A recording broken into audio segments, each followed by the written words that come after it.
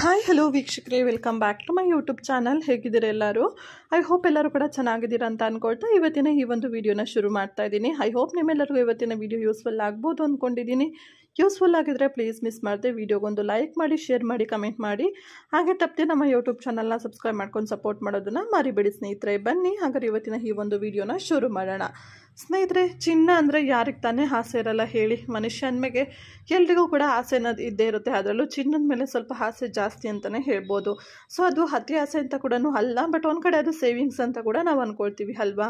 So but ಆದರೆ ಅದನ್ನು ತೊಗೊಳೋಕ್ಕಿಂತ ತುಂಬ ಜನ ತುಂಬ ಕಷ್ಟಪಡ್ತಾರೆ. ಹಾಗೆ ತುಂಬಾ ಪ್ಲಾನಿಂಗ್ ಕೂಡ ಮಾಡ್ಕೊತಾರೆ. ಅವಾಗ ಕಡಿಮೆ ಆಗುತ್ತೆ ತೊಗೊಳ್ಳೋಣ, ಇವಾಗ ಕಡಿಮೆ ಆಗುತ್ತೆ ತೊಗೊಳ್ಳೋಣ, ಈ ರೀತಿ ಅಂದ್ಕೊಳ್ತಾ ಇರ್ತೀವಿ. ಬಟ್ ಸಮ್ ಟೈಮ್ ನಾವು ಏನು ಪ್ಲ್ಯಾನ್ ಮಾಡಿರ್ತೀವಿ ಅದು ಉಲ್ಟಾ ಹೊಡೆಯುತ್ತೆ ಚಿನ್ನದ ವಿಚಾರದಲ್ಲಿ ಅಂತಲೇ ಹೇಳ್ಬೋದು. ಸರಿ ಬನ್ನಿ ಹಾಗಾದ್ರೆ ಇವತ್ತಿನ ಅಪ್ಡೇಟ್ ಕಡೆ ಹೋಗೋಣ. ಏನಂದರೆ ಚಿನ್ನದ ಬೆಲೆ 1,00,000ಕ್ಕೆ ಇರುತ್ತಂತೆ, ಹೌದಾ ಅಥವಾ 50,000ಕ್ಕೆ ಇಳಿಯುತ್ತಂತೆ. ಇದರಲ್ಲಿ ಯಾವ್ದು ನಿಜ ಯಾವ್ದು ಸುಳ್ಳು ಅಂತ ಹೇಳಿ ಜನ ಸ್ವಲ್ಪ ಕನ್ಫ್ಯೂಸ್ ಆಗಿದ್ದಾರೆ. ಸೊ ಇವತ್ತಿನ ವಿಡಿಯೋದಲ್ಲಿ ಕೆಲವೊಬ್ರು ತಜ್ಞರು ಅದ್ರ ಬಗ್ಗೆ ಒಂದು ಕ್ಲಾರಿಟಿನ ಕೊಟ್ಟಿದ್ದಾರೆ. ಸೊ ಏನಪ್ಪ ಅಂದರೆ, ರಷ್ಯಾ ಹಾಗೆ ಉಕ್ರೇನ್ ಮತ್ತು ಇಸ್ರೇಲ್ ಯುದ್ಧದಂತಹ ಅಂಶಗಳಿಂದಾಗಿ ಜಾಗತಿಕ ಆರ್ಥಿಕ ಪರಿಸರದಲ್ಲಿ ಅನಿಶ್ಚಿತತೆ ಉಂಟಾಗಿದೆ. ಪರಿಣಾಮವಾಗಿ ಪ್ರಪಂಚದಾದ್ಯಂತ ದೇಶಗಳು ಚಿನ್ನದಲ್ಲಿ ಹೂಡಿಕೆ ಮಾಡಲು ಪ್ರಾರಂಭಿಸಿದವು. ಇದರಿಂದಾಗಿ ಕಳೆದ ವರ್ಷ ಚಿನ್ನದ ಬೆಲೆ ಏರಿಕೆಯಾಗಿದೆ. ಡೊನಾಲ್ಡ್ ಟ್ರಂಪ್ ಅಮೆರಿಕದ ಅಧ್ಯಕ್ಷರಾಗಿ ಅಧಿಕಾರ ವಹಿಸಿಕೊಂಡ ನಂತರ ಎಲ್ಲ ದೇಶಗಳಿಗೂ ಪರಸ್ಪರ ತೆರಿಗೆ ವಿಧಿಸಿದ ಕಾರಣದಿಂದಾಗಿ ಎಲ್ಲ ದೇಶಗಳು ಷೇರು ಮಾರುಕಟ್ಟೆಗಳಲ್ಲಿ ಭಾರಿ ಕುಸಿತಕ್ಕೆ ಕಾರಣವಾಯಿತು. ಈ ಹಠಾತ್ ಕುಸಿತದಿಂದ ಮತ್ತೊಮ್ಮೆ ಹೂಡಿಕೆದಾರರ ಗಮನವನ್ನು ಚಿನ್ನದತ್ತ ತಿರುಗಿಸಿದೆ.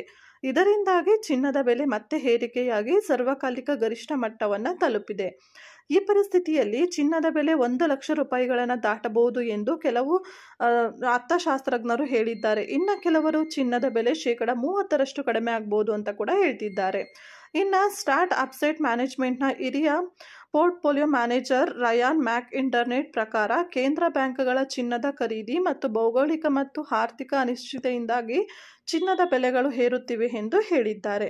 ಅಮೆರಿಕದ ಕೇಂದ್ರ ಬ್ಯಾಂಕುಗಳು ಬಡ್ಡಿ ದರ ಕಡಿತಗೊಳಿಸುವ ನಿರೀಕ್ಷೆ ಇದ್ದರೂ 2025ರ ಅಂತ್ಯದ ವೇಳೆಗೆ ಚಿನ್ನದ ಬೆಲೆ 1,00,000 ರೂಪಾಯಿಗಳನ್ನು ತಲುಪುವ ಸಾಧ್ಯತೆ ಇದೆ ಎಂದು ಗಾಮಾ ಜ್ಯುವೆಲ್ಲರಿಯ ವ್ಯವಸ್ಥಾಪಕ ನಿರ್ದೇಶಕ ಕಾಲಿನ್ ಶಾ ಹೇಳಿದ್ದಾರೆ. ಆರ್ಥಿಕ ಅಸ್ಥಿರತೆಯ ಸಮಯದಲ್ಲಿ ಚಿನ್ನದ ಬೇಡಿಕೆಯು ಲಿಕ್ವಿಡ್ಗೆ ಕಾರಣವಾಗುತ್ತದೆ ಎಂದು ಅವರು ಹೇಳಿದ್ದಾರೆ.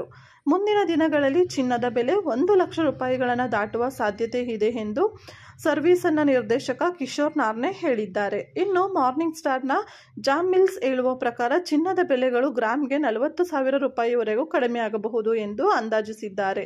ಪ್ರಸ್ತುತ ಬೆಲೆಗಿಂತ 38ರಿಂದ 40% ಇಳಿಕೆಯನ್ನು ಪ್ರತಿನಿಧಿಸುತ್ತದೆ. ಆದಾಗ್ಯೂ ಪ್ರಸ್ತುತ ಮಾರುಕಟ್ಟೆಯಲ್ಲಿ ಹೆಚ್ಚಿನ ಪೂರೈಕೆ ಮತ್ತು ಕಡಿಮೆ ಬೇಡಿಕೆ ಇದ್ದರೆ ಚಿನ್ನದ ಬೆಲೆ ಕುಸಿಯಬಹುದು ಎಂದು ಅರ್ಥಶಾಸ್ತ್ರಜ್ಞರು ಹೇಳುತ್ತಿದ್ದಾರೆ. ಪ್ರಸ್ತುತ ತೊಲ ಚಿನ್ನದ ಬೆಲೆ ರು. 95,670ಗಳಷ್ಟಿದೆ ಅಂತಲೇ ಹೇಳ್ಬೋದು.